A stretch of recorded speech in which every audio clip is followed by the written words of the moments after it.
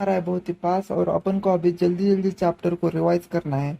तो मैं यहाँ एनसीईआरटी की एक वन शॉट की सीरीज चालू कर रहा हूँ जिसमें अपन एक पूरा चैप्टर 1 घंटे और मैक्सिमम 1.5 घंटे में कवर करने की कोशिश करेंगे।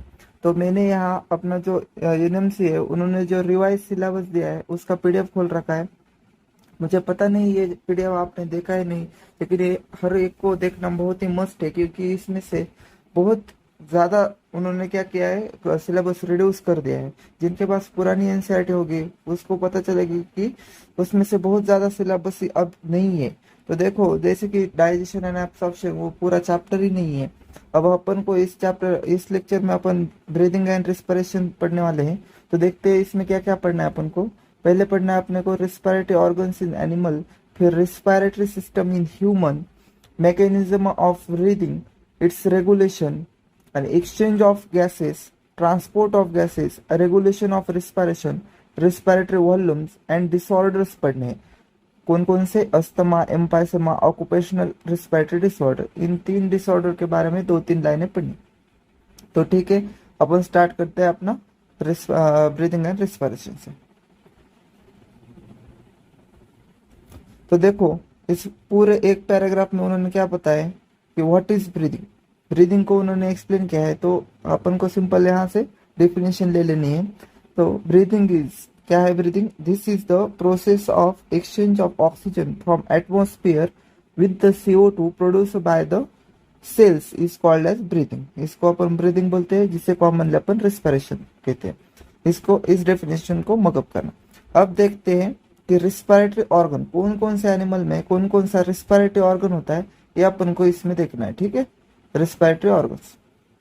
तो बस मैं हाईलाइट कर रहा हूँ, उन्हीं चीजों को याद रखना और वही एमसीक्यू बन सकते। ठीक है, अब देखो जो लोअर इनवर्टिब्रेट्स है जैसे कि स्पंजेस, सिलेंट्राटा, फ्लैटवर्म्स, इनमें क्या होता है?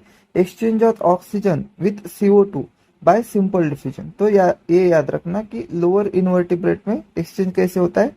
Bye simple diffusion through their entire body surface. ठीक है, अब जो अर्थवर्म होता है वो कैसे रिस्पायर करता है? Bye moist cuticle. अर्थवर्म में होता है मॉइस्ट क्यूटिकल, ये याद रखना। इंसेक्ट्स में क्या होता है? Network of tube. Network of tube जिसे अपन क्या बोलते हैं? ट्रकियल ट्यूब बोलते हैं। ठीक है, फिर क्या होता है अपना जो स्पेशलाइज वास्कुलाइज स्ट्रक्चर जो होता है, यानी उसे अपन क्या बोलते हैं? गिल्स। वास्कुलाइज स्ट्रक्चर जिसे अपन गिल्स बोलते हैं उसे अपन ब्रैंकियल रिस्पिरेशन ऐसे ही बोलते हैं। वो किस में होता है? अपना एक्वेटिक आर्थ्रोपोड। तो गिल्स होता है एक्वेटिक आर्थ्रोपोड्स एंड मोलुस्का में। ठीक है, और जो वास्कुलर बैक किस में होता है? जिसे अपन लंग्स कहते हैं, उसी को अपन पल्मोनरी रिस्पिरेशन भी कहते हैं। वो होता है अपना टेरेस्ट्रियल फॉर्म जो कि लैंड पे रहते हैं। कौन कौन होता है? जो जैसे अपना टेरेस्ट्रियल लैंड पे रहते हैं वो एनिमल्स हो गए, बर्ड्स हो गए, ह्यूमन हो गया। ठीक है, इसमें होता है लंग्स। ठीक है, अब देखो अमंग वर्टिब्रेट्स। अब वर्टिब्रेट कौन कौन से होते हैं? फिश होते हैं, एम्फीबियन होता है, रेप्टाइल्स, बर्ड्स, मैमल्स, ये सब वर्टिब्रेट होते हैं। उनने क्या बताया कि फिश यूज करते हैं गिल्स को। ठीक है, वर्टिब्रेट में फिश गिल्स को यूज करते हैं और बाकी सब किसको यूज करते हैं? लंग्स। रेस्पिरेशन के लिए बाकी सारे लंग्स यूज करते हैं। एम्फीबियंस में एक मजे की बात है, जो फ्रॉग होता है ना, वो जब पानी में होता है तो पानी में वो क्या यूज करेगा? गिल्स यूज करेगा। जो लैंड पे होता है तब भी वो क्या यूज करता है? अपना लंग्स यूज करता है। और बाकी मॉइस्ट स्किन भी उसके पास होता है। तो इसके पास क्या होता है? 3 रिस्पिरेशन सिस्टम्स होते हैं। एक होता है स्किन, लंग्स और गिल्स भी होते हैं फ्रॉग के पास। ठीक है, फ्रॉग जब अब उसके पास गिल्स कौन से स्टेज में होते हैं? देखो अपन को पता है कि यंग स्टेज में फ्रॉग क्या होता है? टैडपोल होता है। ठीक है, टैडपोल जो कि पानी में रहता है, तब उसके पास गिल्स होते हैं। उसके बाद वो गिल्स निकल जाते हैं, फिर उसके पास लंग्स और रिस्पायर थ्रू स्किन। ठीक है, अब अपन देखते हैं ह्यूमन रिस्पिरेटरी सिस्टम। ह्यूमन के रिस्पिरेटरी सिस्टम में कौन कौन से पार्ट होते हैं वो देखते हैं। ठीक है, पहले होता है एक्सटर्नल नॉस्ट्रिल जो कि अपने अपर लिप्स के ऊपर होता है। वो ओपन होता है नेजल चेम्बर में और nasal through the nasal passage. ठीक है, और नेजल चेम्बर ओपन होता है फेरिंग्स में। ठीक है, अपन फ्लो चार्ट भी बनाएंगे। नॉस्ट्रिल्स होता है सबसे ऊपर, सबसे पहला पार्ट नॉस्ट्रिल, फिर होता है अपना नेजल चेम्बर और वो ओपन होता है अपना फेरिंग्स में। अब फेरिंग्स के बारे में एक दो बात याद रखना कि फेरिंग्स क्या होता है? Which is a common passage for both food and air, ये याद रखना, फूड एंड एयर के लिए कॉमन पैसेज होता है। फेरिंग्स फिर ओपन होता है किसमें, लैरिंग्स में, फेरिंग्स ओपन होता है लैरिंग्स। ठीक है, अब लैरिंग्स के बारे में क्या पता है कि ये एक क्या होता है, साउंड बॉक्स होता है।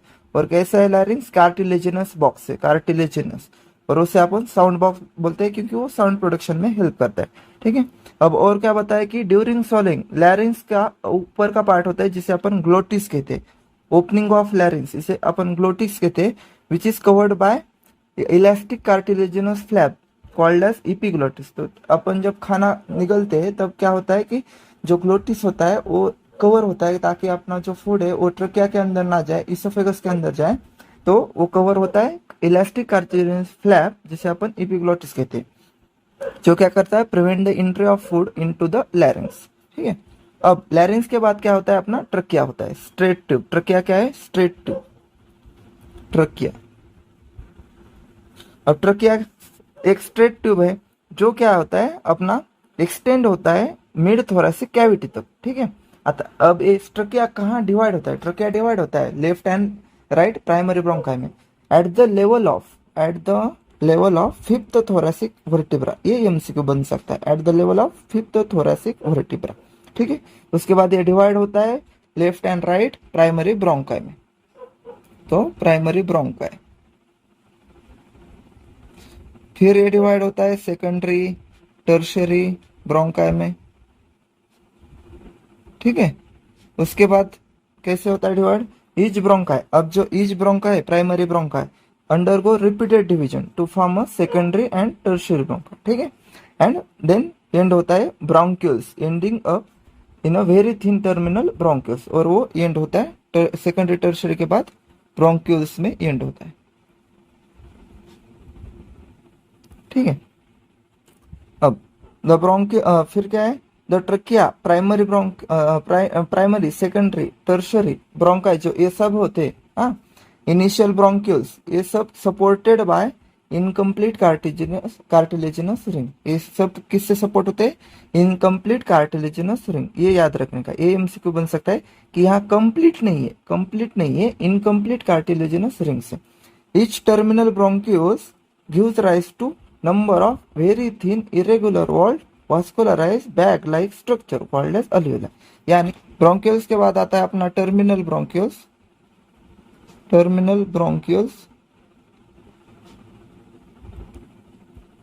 और वो एंड होता है किसमें, अल्वियोलाई में, तो अल्वियोलाई को उन्होंने डिस्क्राइब किया है कि अल्वियोलाई कैसा होता है, कि अल्वियोलाई होता है very thin irregular walled vascularized bag like structure called as alveoli. ठीक है, the branching network of bronchi, bronchioles and alveoli comprises the lungs. तो कहाँ से, ब्रोंकाई टू अल्वियोला, ये क्या कंप्राइज करता है, यहाँ होता है अपना लंग। ये सारी चीजें कहाँ होते हैं, लंग के अंदर होते हैं। और ट्रकिया कहाँ होता है, आपको पता है, यहाँ आगे की तरफ ट्रकिया होता है, वो लंग के बाहर होता है। ठीक है, वी हैव टू लंग्स, ये तो सबको पता है, टू लंग्स होता है covered by double layer pleura. अब एक प्लूरा जो होता है वो लंग के पास होता है, एक होता है अपना जो थोरेसिक अपना केज है, थोरेसिक केज है उसके पास होता है। ठीक है, और उन दोनों के बीच में क्या होता है, प्लूरल फ्लूइड होता है। ठीक है, which reduces the friction on the lung surface. The outer pleural membrane जो होता है वो किसके पास होता है, अपना in contact with the thoracic cage, thoracic lining, where as the inner pleural membrane जो होता है वो होता है in contact with the lung surface. ठीक है, the part starting with the external nostril से up to the terminal bronchioles. ठीक है, एक्सटर्नल नॉस्ट्रिल से terminal bronchiole constitute the conducting part. तो यहाँ कोई गैसेस एक्सचेंज नहीं होगा, कहाँ से कहाँ तक, अपना एक्सटर्नल नॉस्ट्रिल से, ये नॉस्ट्रिल है, नॉस्ट्रिल से टर्मिनल ब्रोंक्यूल तक, यहाँ कुछ भी गैसेस एक्सचेंज नहीं होता। इसे क्या बोलते हैं अपन, कंडक्टिंग पार्ट। ये बस एयर को कंडक्ट करता है, एटमॉस्फेयर से लंग तक लेके जाने का वो काम करता है। ठीक है, वेयर एज द अल्वियोलाई, जो अल्वियोला है अपना, alveoli and their ducts form the respiratory and exchange part. तो actual exchange, gases exchange process कहाँ होता है, अल्वियोलाई एंड उसके डक्ट में। ठीक है, अब देखो, जो कंडक्टिंग पार्ट होता है उसके कुछ और काम होते हैं। बस एक तो एक हो गया ट्रांसपोर्ट ऑफ एयर, एक हो गया ट्रांसपोर्ट ऑफ एयर, बाकी दूसरे काम क्या होते हैं, clear it from foreign particle. अब एयर में डस्ट पार्टिकल होते हैं, माइक्रोब्स होते हैं, उससे वो क्लियर करता है। दूसरा क्या करता है, ह्यूमिडिफाइज द एयर, एयर को ह्यूमिडिफाइज करता है। और क्या करता है, उसको एयर को अपने बॉडी टेम्परेचर तक लेके आता है। ठीक है, ये हो गए उसके 4 फंक्शन। तो ये 4 फंक्शन याद रखना। ठीक है, exchange part is the site of actual diffusion. जो अलवेला होता है वहाँ गैसेस एक्सचेंज होता है, वहाँ क्या होता है, एक्चुअल डिफ्यूजन होता है। डिफ्यूजन क्या होता है कि high concentration to low concentration gases का फ्लो होता है। ठीक है, वो कैसे होता है अपन आगे देखेंगे। तो वहाँ डिफ्यूजन होता है oxygen and carbon dioxide between blood and the atmospheric air. ठीक है, अब देखो the lungs are situated in the thoracic chamber. अब जो ये थोरैसिक चैम्बर है वो कैसे बना होता है, ये एक एनाटोमिकल क्या है, एयर टाइट चैम्बर है, जो कि किन किन चीजों से बना होता है, डॉर्सली यानी पीछे से होता है वर्टेब्रल कॉलम, आगे से होता है वेंट्रली स्टर्नम, लैटरली होते हैं रिब्स। ये याद रखने का है कौन कौन से साइड से क्या क्या चीजें होती है। तो लैटरली होते हैं ribs and on the lower side होता है डोम शेप्ड डायफ्राम, ऐसे डोम शेप्ड डायफ्राम होता है। ठीक है, the anatomical setup of the lung in thorax is such that any change in the volume of the thoracic cavity. अगर आपने thoracic cavity के वॉल्यूम में कुछ भी चेंज किया तो वो किस पे रिफ्लेक्ट करेगा, reflected in the lung cavity, तो लंग में भी चेंज होगा। ठीक है, इसी की वजह से अपन क्या कर सकते हैं, जो वॉल्यूम से अपने लंग्स के अपन चेंज कर सकते हैं, इंस्पायरेटरी वॉल्यूम, ठीक है, एक्सपायरेटरी रिजर्व वॉल्यूम, वो अपन चेंज कर सकते हैं। Such an arrangement is essential for breathing, जिससे अपन ब्रीदिंग कर सकते हैं। अब जो प्रोसेस है रिस्पायरेशन जो है, इसमें कितने स्टेप होते हैं, 5 स्टेप होते हैं, टोटल 5 स्टेप होते हैं। ये स्टेप याद रखने का। ठीक है, कौन कौन से है, पहले तो होता है ब्रीदिंग। ब्रीदिंग क्या है कि exchange of O2 from atmosphere with CO2 which is produce in the body. ये एक्सचेंज को अपन क्या कहते हैं, ब्रीदिंग। और दूसरा उसको पल्मोनरी वेंटिलेशन भी कहते हैं, by which atmospheric air is drawn into in and CO2 rich alveolar air is release. दूसरा स्टेप होता है डिफ्यूजन ऑफ गैसेज। अब एयर कहाँ गए, अल्वेलाई में आ गए, वहां क्या होगा, डिफ्यूजन होगा। कहाँ से कहाँ तक, अल्वेलाई से अपने ब्लड, वहां ब्लड कैपिलरीज होता है ना लंग्स अल्वेलाई के पास, तो वहां डिफ्यूजन होगा। O2 and CO2 across the alveolar membrane. ठीक है, फिर क्या होगा, अब ब्लड में आ गया तो ब्लड से ट्रांसपोर्ट होगा। ठीक है, transport of gases by the blood. अब ब्लड से ट्रांसपोर्ट होगा, जहां नीड है वहां फिर एक और बार डिफ्यूजन होगा। ठीक है, जहां सेल्स को नीड है, अब ब्लड से सेल के पास जाना है तो वहां एक और बार diffusion. Diffusion of O2 and CO2 between the blood and the tissue. अब वहां क्या होगा, यूटिलाइजेशन होगा सेल के पास, utilization of the O2 by the cells for catabolic reaction and resultant release of CO2। वो ऑक्सीजन को यूज करेंगे और CO2 को रिलीज करेंगे। ठीक है, अब देखते हैं अपन मैकेनिज्म ऑफ ब्रीदिंग। तो अपना जो ब्रीदिंग है वो कैसे होता है वो देखेंगे, मैकेनिज्म ऑफ ब्रीदिंग। देखो, इंस्पायरेशन 2 स्टेजेस याद रखने का, 2 स्टेजेस होते हैं अपने ब्रीदिंग में। फर्स्ट होता है इंस्पिरेशन, दूसरा होता है एक्सपिरेशन। तो सिंपल इंस्पिरेशन का मतलब है इन, यानी एयर को अंदर लेना, बॉडी के अंदर लेना, इसको बोलते हैं अपन इंस्पिरेशन। एक्सपिरेशन का मतलब क्या है, एग्जिट। एग्जिट यानी बॉडी के बाहर एयर को निकालना। ठीक है, inspiration during which atmospheric is air is drawn, ठीक है, drawn in, and expression by which the alveolar air is released out. Exit, out का मतलब एग्जिट। ठीक है, अब the movement of air into and out of the lung, into and out of the lung is carried out by creating the pressure gradient. अब ये जो आपने जो थोड़ा कैविटी है उसमें कुछ तो अपन चेंज करेंगे, जिससे क्या होगा, प्रेशर ग्रेडियंट बनेगा और उसकी वजह से एयर का मूवमेंट होगा इन और आउट। ठीक है, between the lungs and the atmosphere. देखो, अपन को जब इंस्पिरेशन करना है, इंस्पिरेशन करना है मतलब क्या करना है, अपन को लंग्स के अंदर थोड़ी सी जगह बनानी। जब जगह बनानी होती है तो अपन क्या करते, थोड़ा सा जो अपना कैविटी है उसका जो एरिया है वो बढ़ाएंगे, एरिया बढ़ाएंगे। तो कैसे बढ़ाएंगे वो अपन नीचे देखेंगे। ठीक है, inspiration can occur if the pressure with in the lungs. अब अपन लंग्स के अंदर जब अगर नेगेटिव प्रेशर बना दिया, बाहर एटमॉस्फेयर में पॉजिटिव है, अगर लंग्स के अंदर नेगेटिव बना है तो एयर का कैसे डिफ्यूजन होता है, high concentration to low concentration. तो क्या होगा, एटमॉस्फेयर से एयर अंदर लंग्स में चला जाए, ठीक है। Pressure with in the lungs, intrapulmonary pressure is less than the atmospheric pressure. तो वहां क्या अपन को लंग्स में नेगेटिव प्रेशर करना है, there is the negative pressure in the lungs, ठीक है, with respect to the atmospheric pressure. तो क्या होगा फिर, एटमॉस्फेयर से लंग में एयर चला जाएगा।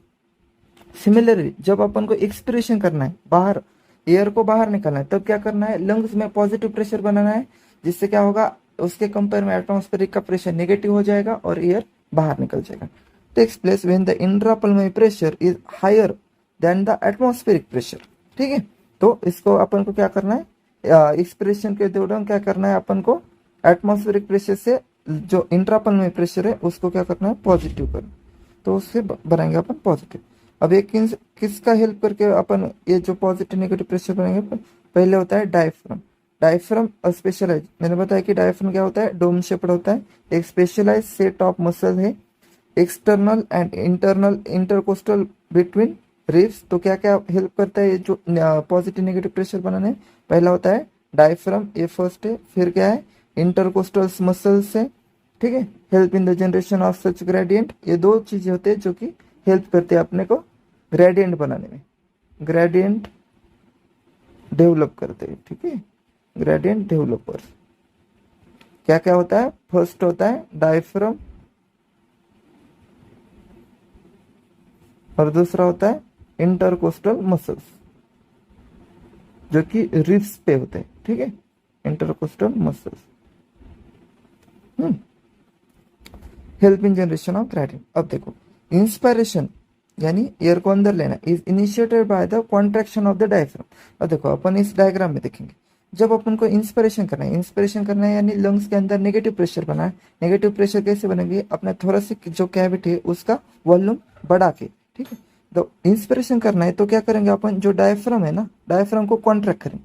तो ये डोम शेप्ड डायफ्राम क्या कैसे होगा, ऐसे होगा, कॉन्ट्रैक्ट होगा। ये रिलैक्स पोजिशन में ऐसा डोम शेप है, जब कॉन्ट्रैक्ट होगा तो ऐसे स्ट्रेट होगा। तो क्या होगा, ये जो है, ये जो वॉल्यूम है ना, वो इतना वॉल्यूम बढ़ जाएगा। तो ये इतना वॉल्यूम बढ़ जाएगा तो नेगेटिव प्रेशर बनेगा।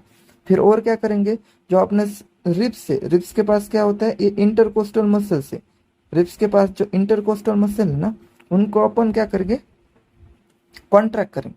अगर वो कॉन्ट्रैक्ट करेंगे तो वो क्या करेंगे, रिब केज को क्या करेंगे, लिफ्ट अप करेंगे, लिफ्ट अप। अगर लिफ्ट अप किया तो ये भी ऐसा वॉल्यूम भी बढ़ जाएगा, इस डायरेक्शन में ये वॉल्यूम भी डायमीटर बढ़ जाएगा, उसकी वजह से वॉल्यूम बढ़ जाएगा, ठीक है। तो ये होता है इंस्पिरेशन के दौरान क्या क्या होता है। देखो, diaphragm, contraction of the diaphragm which increase the volume of the thoracic chamber in the antero posterior axis. तो इसे बोलते हैं अपन एंटेरो पोस्टीरियर एक्सिस। ये क्या होता है अपना antero posterior axis, antero posterior axis, AP axis, ठीक है, इसे अपन एपी एक्सिस बोले। फिर दूसरा क्या है अपना, the contraction of the intercostal muscle. Intercostal muscles contract करेंगे तो वो क्या करेंगे, रिब्स को लिफ्ट अप करेंगे, लिफ्ट अप करेंगे, lift up the ribs and the sternum, sternum को भी वो लिफ्ट अप करेंगे, जिससे क्या होगा, increase in the volume of the thoracic chamber in the dorso ventral axis.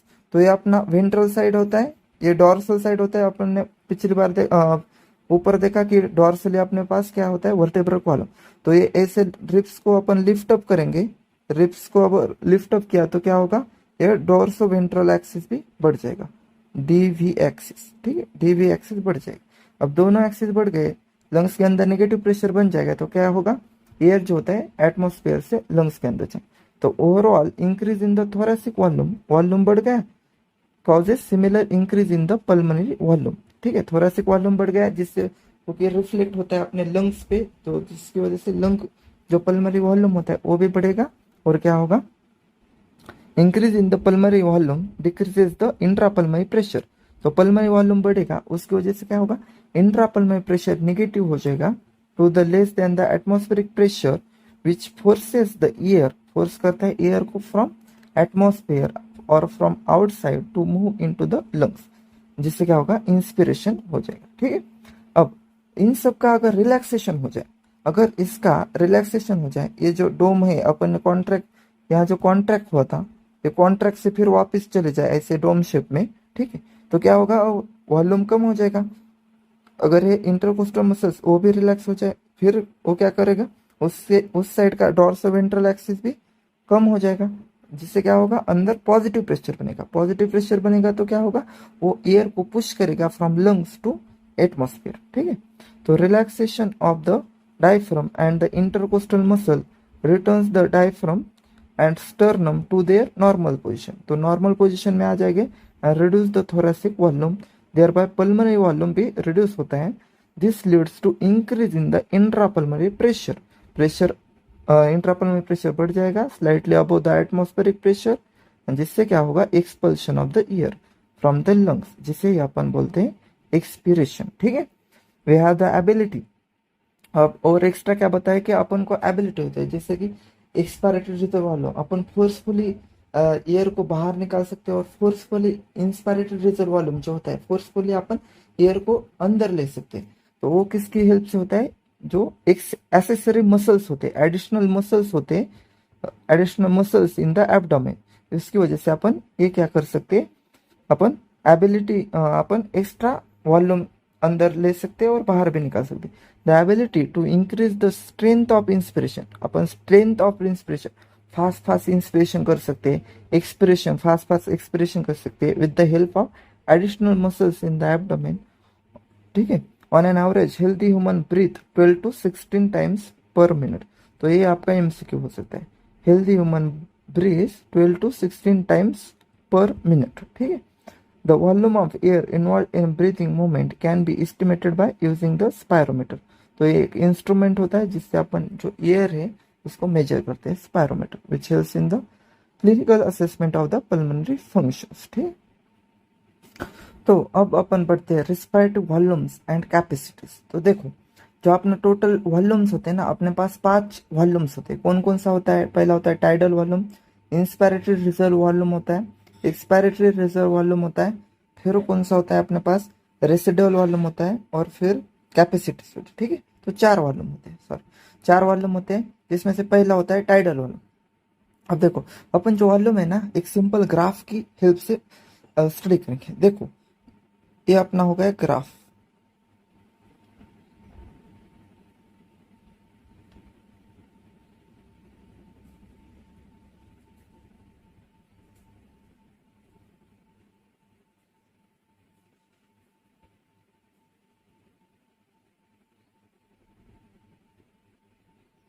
ठीक है, ये ग्राफ है अपना। ठीक है, अब देखो, जो टाइडल वॉल्यूम होता है ना, वो क्या होता है, जो नॉर्मली अपन ब्रीद इन और ब्रीद आउट एयर करते हैं नॉर्मली। ठीक है, वो होता है अपना टाइडल वॉल्यूम। वो कितना होता है, the volume of air inspired और एक्सपायर्ड नॉर्मल ब्रीदिंग के ड्यूरिंग अ नॉर्मल रिस्पिरेशन। ठीक है, ये क्या है, नॉर्मल रिस्पिरेशन का वो कितना होता है, अप्रोक्सीमेट 500 ml होता है। हेल्दी मैन कैन इंस्पायर और expire approximately 6000 to 8000 ml of air पर मिनट। तो पर मिनट में अपन कितना करते हैं, 6000 to 800 ml।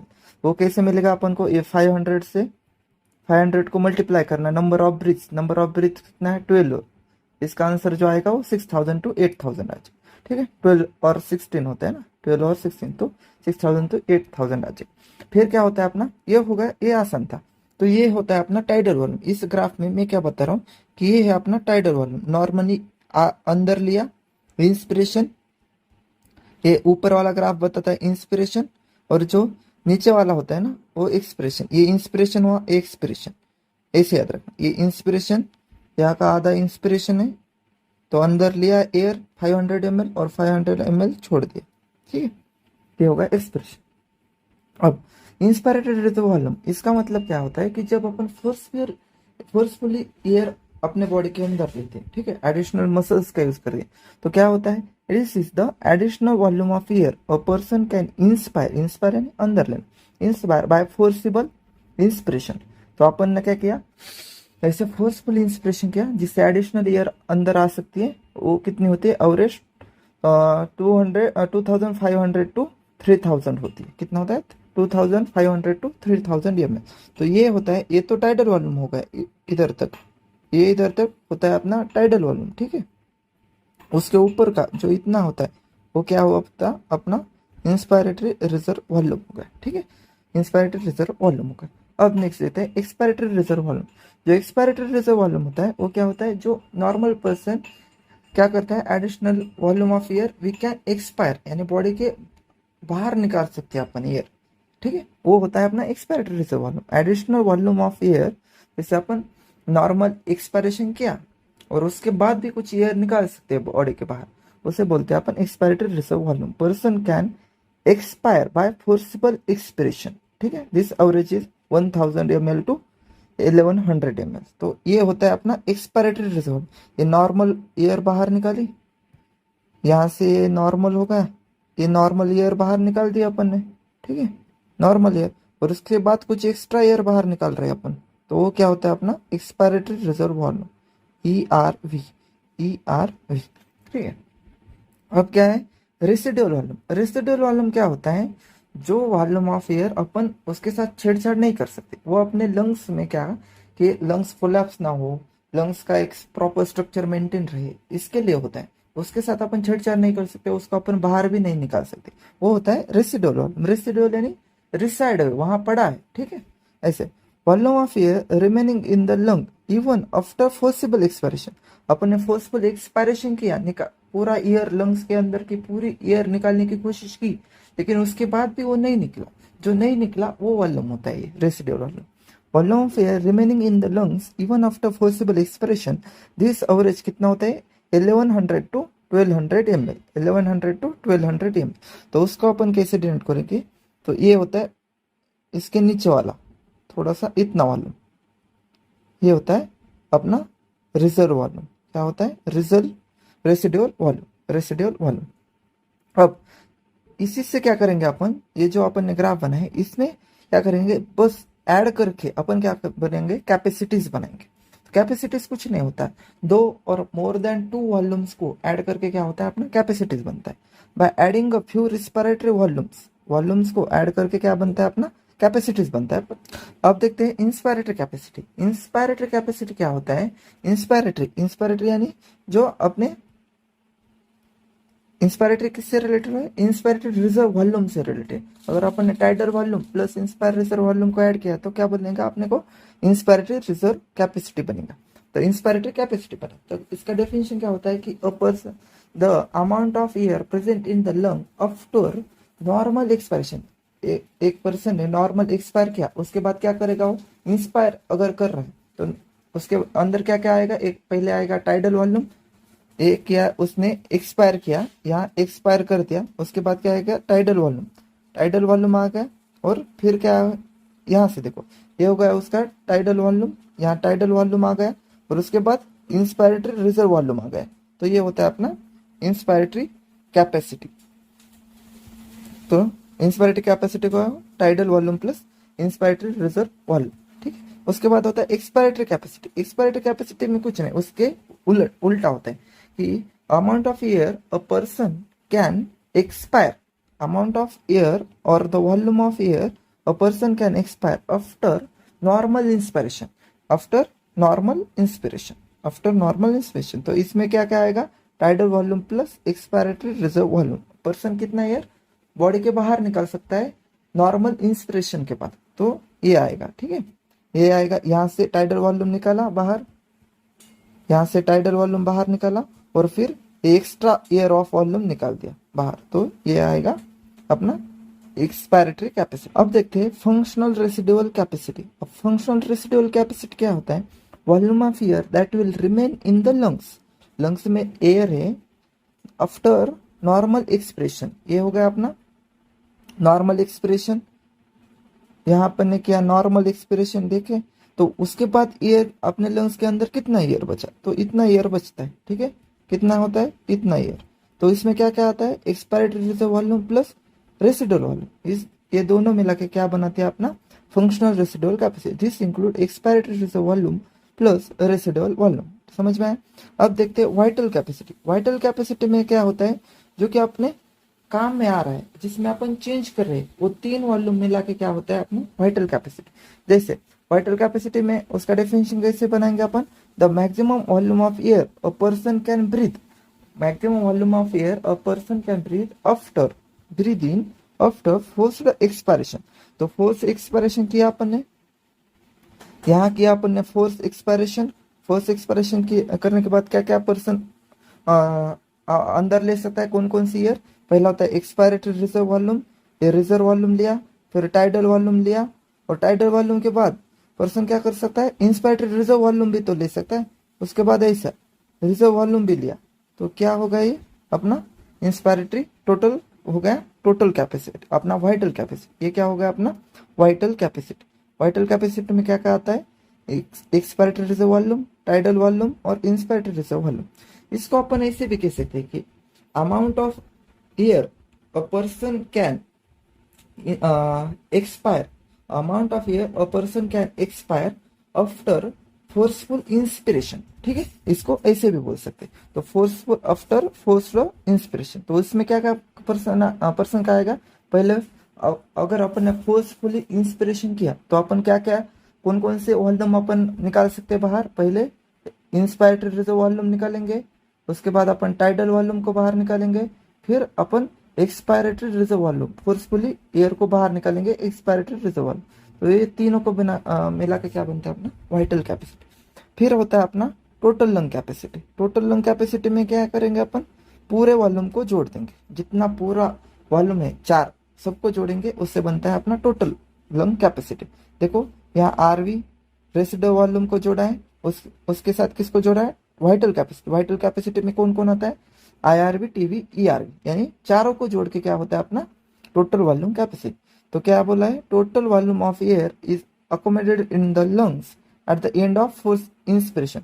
अपन ने फोर्सफुली इंस्पिरेशन किया, फोर्सफुली इंस्पिरेशन किया तो अपने अंदर क्या क्या है, इतना तो पता है अपने को कि इंस्पायरेटरी रिजर्व वॉल्यूम आता है, forcefully inspire reserve volume, tidal volume, फिर एक्सपायरेटरी रिजर्व वॉल्यूम भी आता है, और जो जिसके साथ अपन छेड़छाड़ नहीं करते वो होता है अपना रेसिडुअल वॉल्यूम। तो इन सब को मिला के क्या होता है अपना टोटल लंग कैपेसिटी बनता है। ठीक है, अब आगे देखेंगे ये जो पूरी है इसको आप याद रखना। तो ठीक है, इतना समझ में आया।